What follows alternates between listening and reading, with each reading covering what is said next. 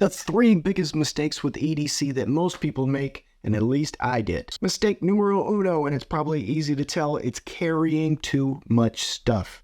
It just doesn't work. It's the same thing as carrying 100 pounds of poop in a 50-pound sack. That is one big pile of shit. It's uncomfortable. You're walking around looking all silly. Pockets are overflowing.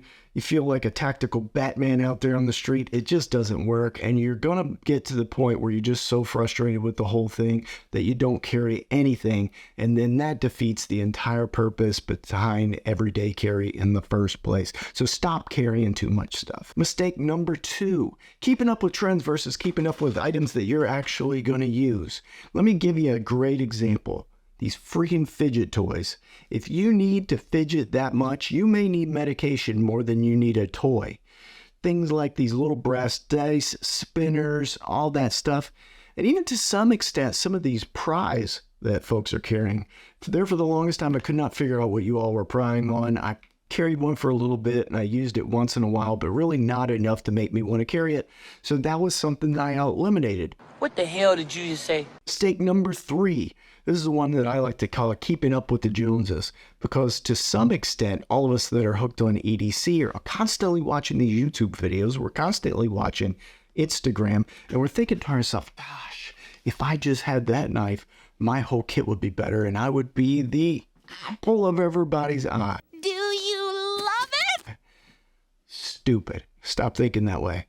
What you really have to think about is quality and cost. That formula, that ratio right there will determine value. And I'll tell you that probably the best value that I've found out there right now anyway, you all might have some other ideas, let me know, but it's Civivi. I think you can get a great knife for around $50 to $75. It's well put together, a decent blade steel, holds its edge very well. They've got some great style to them and great ergonomics. So I think that makes for a great piece. I've got some. Probably my most expensive knife is this Benchmade Bug Out. It's about $150.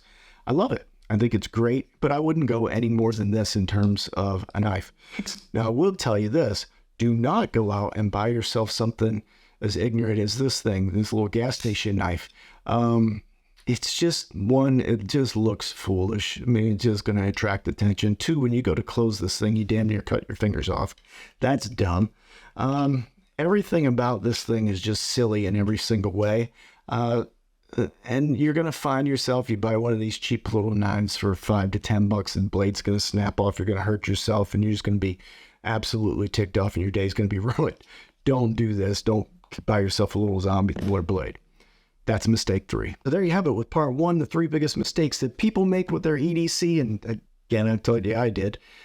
Stick around for the second part. In fact, hit that subscribe button so you don't miss it. Drop a comment below. I'd love to get to know you guys. Stay safe, and I'll see you on the next